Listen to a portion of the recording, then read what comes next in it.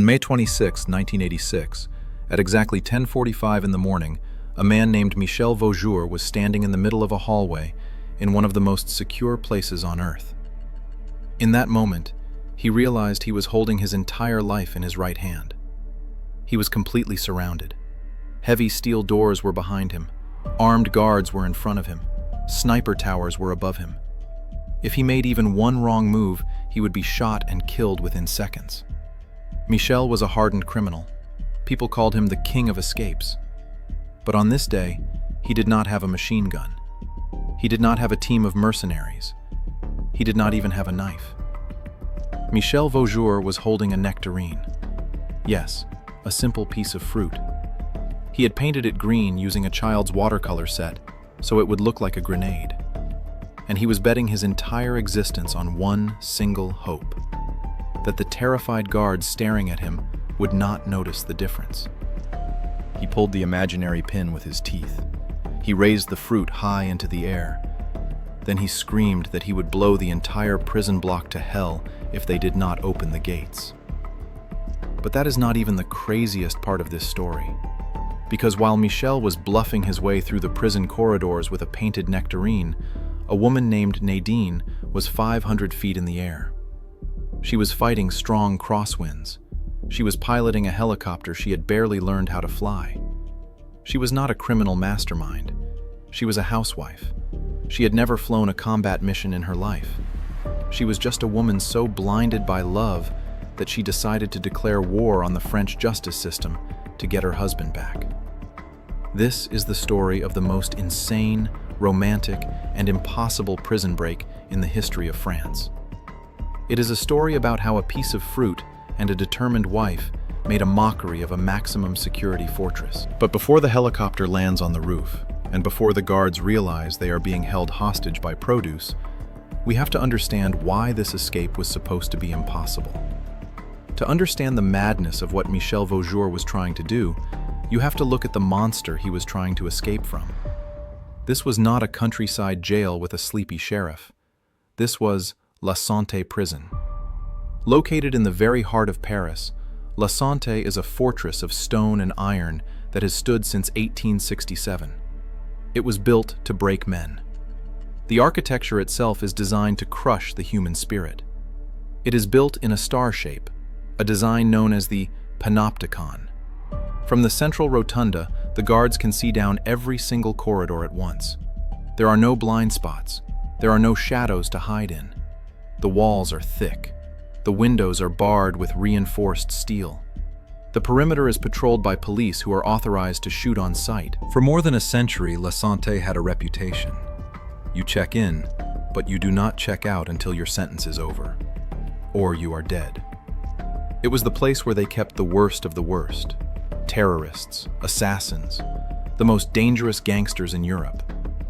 And in 1986, Michel Vaujour was right at the top of that list. But Michel was not your average thug. To understand why he would try something as ridiculous as a fruit grenade, you have to look at his past. This was not his first time making the police look foolish. In fact, escaping was his specialty. 7 years earlier, in 1979, Michel had pulled off an escape that was already legendary in the French underworld. He had been on trial, standing in a crowded courtroom surrounded by police. Most men would have accepted their fate. Michel did not. He had spent days in his cell carving a bar of soap. He shaped it into the perfect form of a pistol. He used shoe polish to turn the white soap into black steel. In the middle of the trial, he pulled out the soap gun. He did not just threaten the guards. He grabbed the judge, the actual magistrate presiding over his case, and pressed the weapon to her head.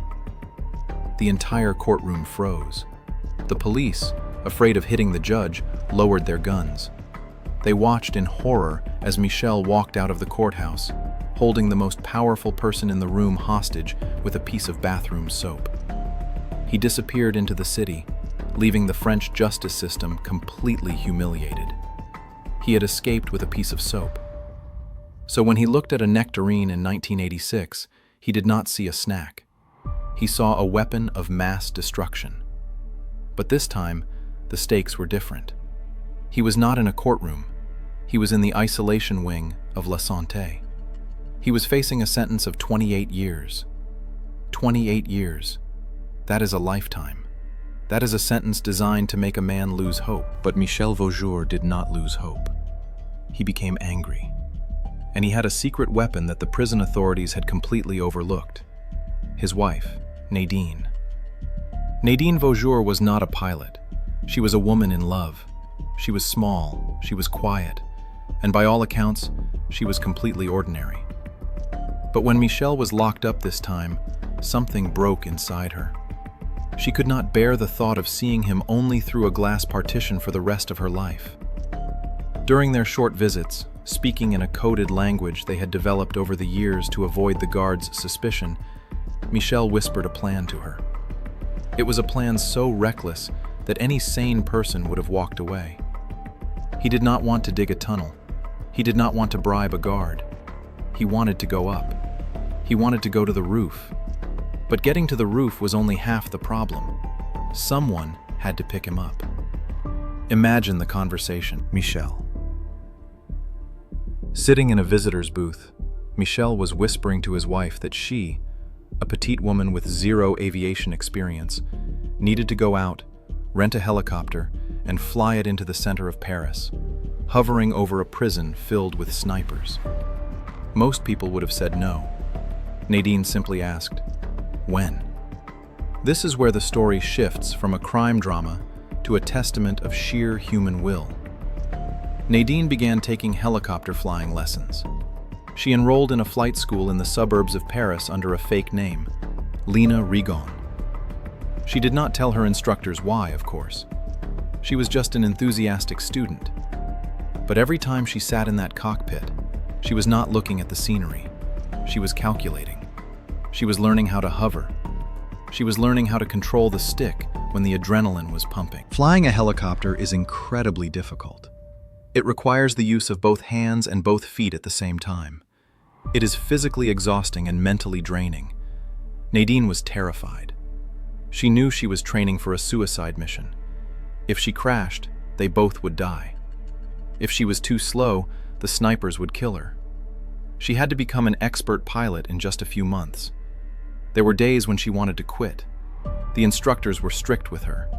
They did not know that this quiet woman was planning the crime of the century. They only thought she was a slow learner. She struggled with the complex controls of the Alouette 2 helicopter, a machine that is unforgiving to beginners. But every time she felt like giving up, she thought of Michel alone in his concrete box, and she climbed back into the cockpit. By May 1986, she had her license. She was ready. Meanwhile, inside the walls of La Santé, Michel was preparing his weapons. He did not have access to guns or explosives. The guards searched his cell again and again. But he had access to food. He managed to save a few nectarines from his meals. To you and me, a nectarine is just a sweet fruit. To Michel Vaujour, it was the key to the front door. He used art supplies, likely smuggled in or taken from the prison hobby program, to paint the round fruit a dark military green. He made a small piece of metal or stiff cardboard to look like the pin and the lever of a grenade. In the dim light of a prison corridor, held by a desperate man, a painted nectarine looks exactly like a real grenade. It was a bluff of epic size. Michel was bringing a piece of fruit to a gunfight. The date was set for May 26th. It was a Monday.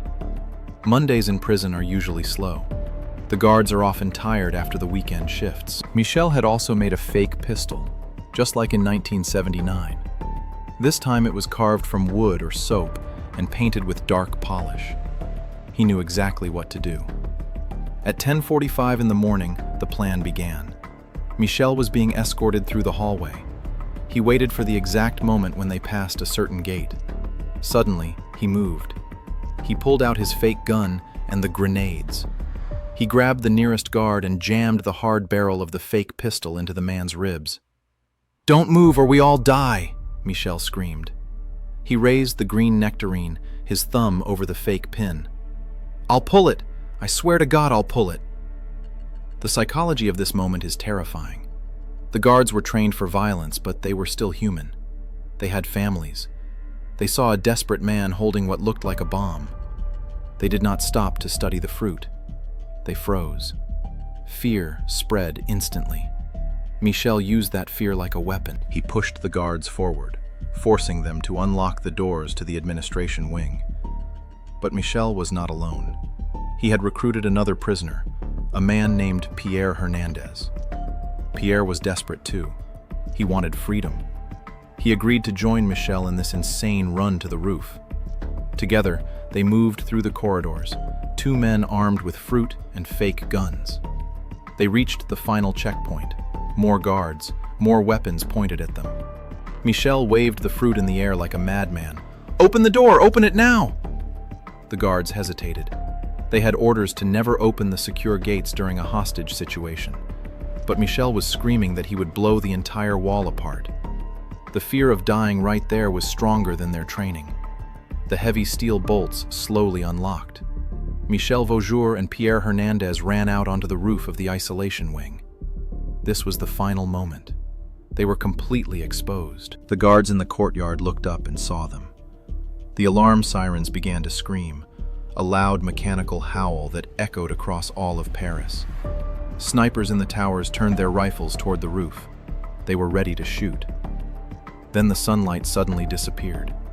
At that exact moment, the sound of helicopter blades began to cut through the air. Nadine was coming. She was flying a white Alouette 2 helicopter. It was a light and agile machine, but flying low over a city is a nightmare. There were power lines. There were antennas. There were violent wind currents caused by tall buildings. And she was not just flying over the city. She was flying into forbidden airspace. Air traffic controllers were already shouting on the radio, demanding to know what she was doing. She ignored them. Her eyes were fixed on the star-shaped roof of La Santé. She came down like a hawk. Nadine fought the controls with all her strength. The prison roof was not a landing pad. It was full of chimneys and metal vents. There was barely enough space for the helicopter skids.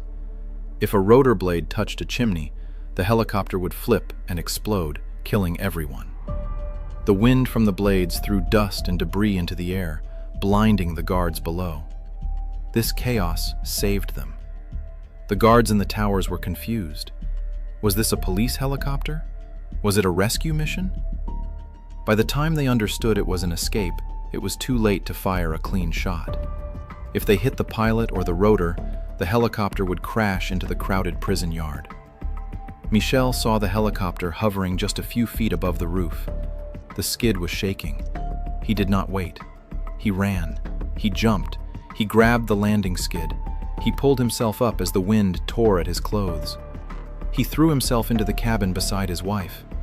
But in the chaos, something went wrong. Pierre Hernandez hesitated. Maybe he slipped. Maybe the helicopter moved too much. Maybe fear froze his body. As the helicopter began to rise, Pierre was still standing on the roof. He reached out, but the distance grew wider.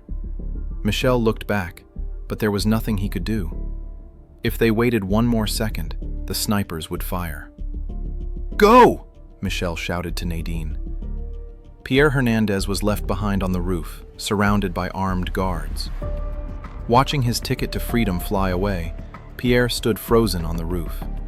It was a brutal, split-second decision that would haunt them forever. But survival has no conscience. Nadine pulled the control stick upward. The helicopter lurched into the sky, away from the roof, away from the snipers, away from the stone walls of La Santé. They were airborne. They were free. But the escape was not over. They were now a slow and easy target in the middle of the French capital. The police radio was exploding with panic. "Helicopter escape at La Santé! All units alert!" Police cars rushed through the streets below, sirens screaming, trying to follow the aircraft. Nadine flew low. She knew she could not outrun a fighter jet, but she could use the city to hide. She weaved between buildings, heading toward a nearby soccer field at the Cité Universitaire. This was the second part of the plan. They had to abandon the helicopter before the Air Force sent jets to shoot them down. She brought the helicopter down onto the grass of the soccer field. Students and people nearby stared in disbelief as a helicopter landed in the middle of their campus and a man and a woman jumped out. A car was waiting. They rushed inside and sped away, leaving the empty helicopter and the fruit grenades behind. For a moment, they had won. They became the most famous couple in France. The media went wild. It was the perfect story. The daring thief and the devoted wife. It was romantic. It was rebellious. The French public, who have always had a soft heart for rebels, were almost cheering for them.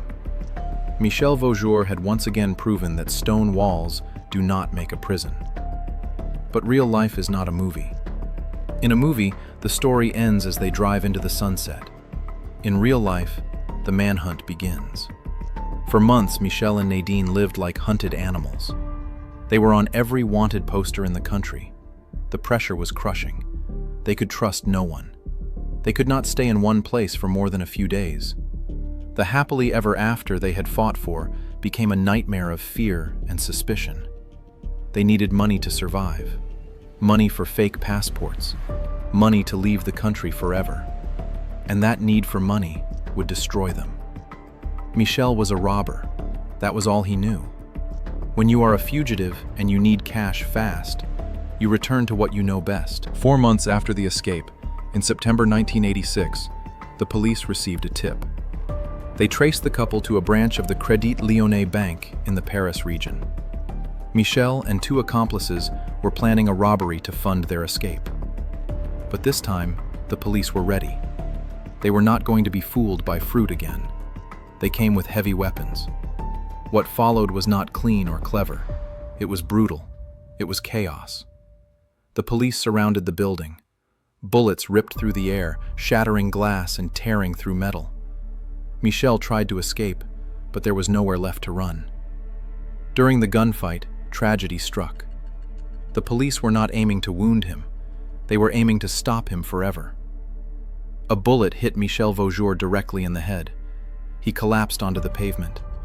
The gunfire stopped. Silence followed. Nadine was arrested nearby, screaming as she watched her husband's body being lifted into an ambulance. It looked like the end. The king of escapes had finally been defeated.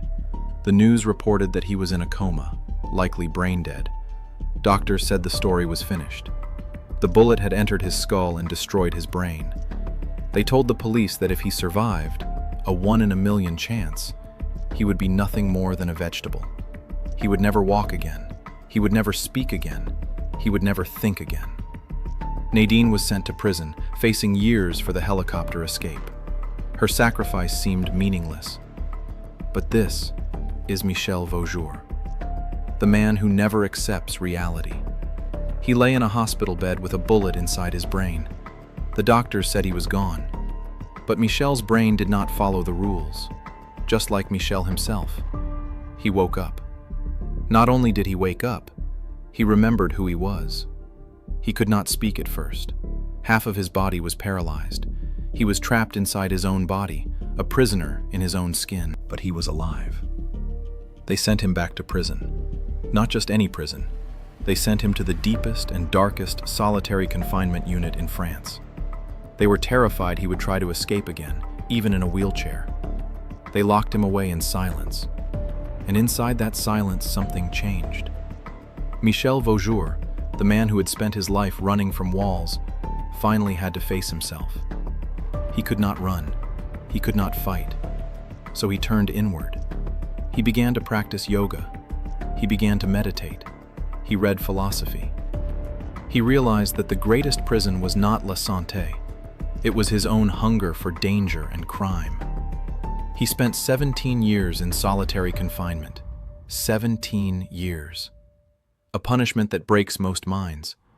But Michel used it to rebuild himself. He taught himself to speak again. He imagined his paralyzed limbs moving until slowly they did. He escaped paralysis the same way he escaped cells. And Nadine? She served her sentence. But the tragedy of their love is this. The very act that proved their love, the escape, was the thing that destroyed their life together.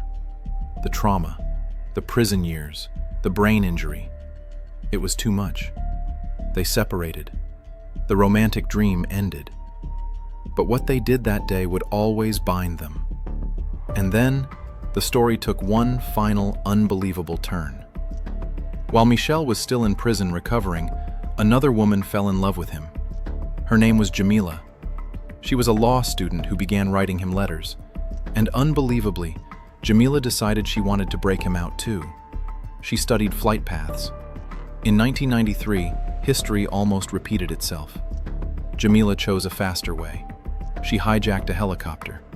She walked onto an airfield, pointed a gun at a pilot, and ordered him to fly to the prison where Michel was held.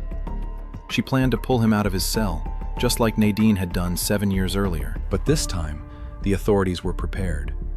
They had installed anti-helicopter wires above the prison yards, high-tension cables designed to cut rotor blades apart. The pilot flew toward the prison, but he could not get close. The alarms sounded. Police surrounded the area. Jamila was arrested before she could reach Michel. From his cell window, Michel saw the chaos. He understood what had happened. He knew another woman had sacrificed her freedom for him. And it broke him. For the first time in his life, Michel stopped trying to escape. He realized the real prison was not the concrete walls around him. It was the cycle of violence and adrenaline he had been trapped in since he was a teenager. He served his full sentence, all of it.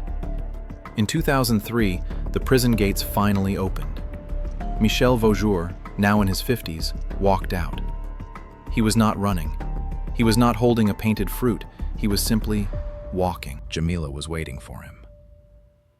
And they are still together today.